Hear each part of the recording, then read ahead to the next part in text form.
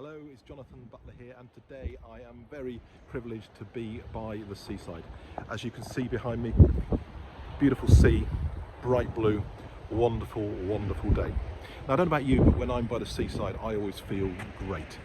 I just love the air, I love the sight and the sound of the water, I love even the seagulls, except for when they fly too close and try and eat my food.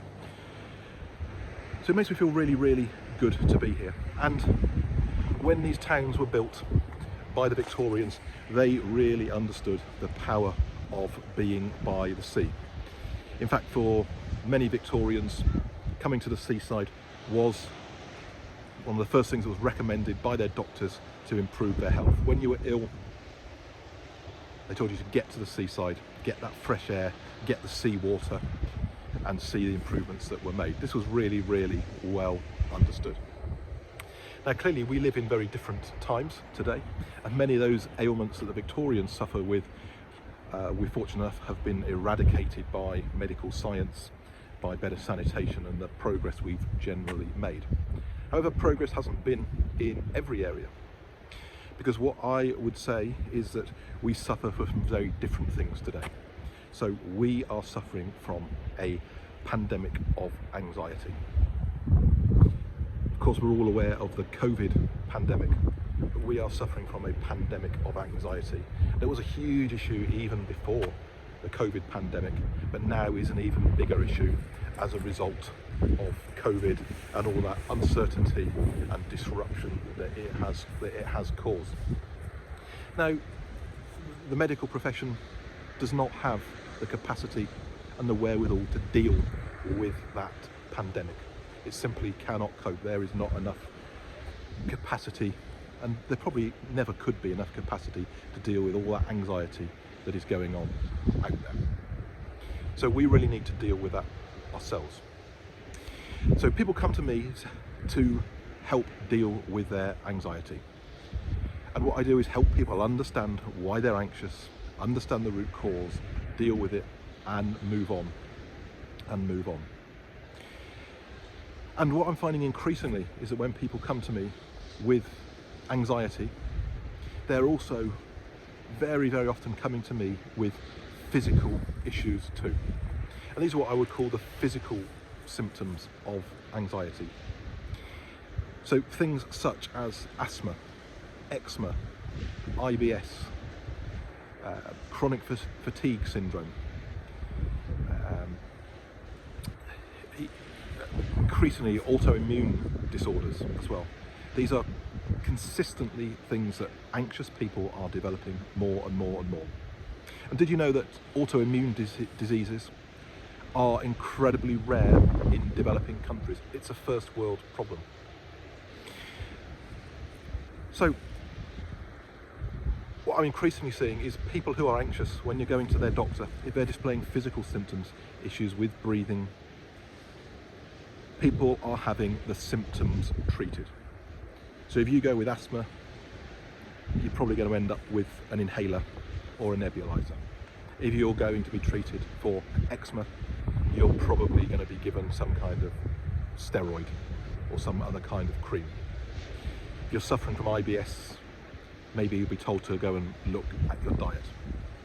And this is all kind of great stuff for treating the symptoms, but the reality is it's not dealing with the root cause, because when the anxiety goes away, these symptoms often go away.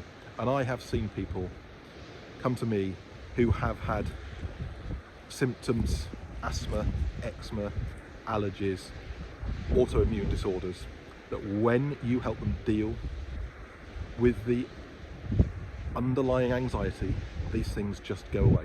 Because these are things where generally there is no real medical reason for people to have these things. The doctors can't really explain it. It is as a result, often, or at worst, closely associated with the anxiety that we suffer from. So how can we deal with that anxiety? How can we improve that? So there are a couple of things I want to talk about today. The first of those is breathing. Sounds kind of ridiculous, doesn't it? We all breathe, don't we? Well, we all do, but you know, not many of us actually do it properly. And we need to learn to breathe properly, because I'm sure many of you have been told about taking deep breaths when you're feeling stressed, about just trying to calm your nerves, listen to your breathing. Have you ever done any meditation? And there really is a lot in this, because breathing is at the center of what we do. And you know, when we get anxious, the first thing that happens is we breathe in a more shallow way, and then our pulse gets faster, and then our muscles tense up. Now, that's quite useful when you're in a dangerous situation, when you're in a fight or flight situation, when we were cavemen and we were maybe being chased by a saber-toothed tiger, or an unfriendly enemy. But it's not really useful in the current world, being in that position on an ongoing basis, because this is what is happening to many of us. We are moving from that useful anxiety that gets us focused, moving towards a state of being in chronic anxiety. And chronic literally means constant. So when you're in that constant anxiety, we end up feeling anxious. And when we're anxious, we don't breathe properly. We don't breathe properly, and our body is just effectively going into lockdown, just focusing on its basic functions. So clearly this is not very helpful. So what can we do about breathing? Well, there are a couple of things we can do. And the first of these, and the most powerful of these, is really about making sure that you breathe through your nose. So that sounds kind of obvious, doesn't it? But most of us actually don't do that. We breathe shallowly, and we breathe through our mouths. So whether you are someone suffering with asthma, or whether you are an elite athlete wanting to get an extra 0.5 percentage point improvement in your performance, learn to breathe through your nose. Really learn to breathe through your nose. It makes an enormous difference to what you do. So that is breathing, and there are some really interesting books out about that at the moment, just the positive effects of breathing correctly. It is incredibly powerful. But the second thing I'd like to talk about is the use of hypnosis to get this effect. So I have developed a 4-step methodology that I call the 4 R's, and the 4 R's is about the following four elements. The first of these is recognize. What do I mean by recognize? I mean recognizing where your anxiety comes from. So recognizing where your anxiety comes from. As you can see, I'm being followed here, so I'm just going to let these people come past me. So what do I mean by recognizing where your anxiety comes from?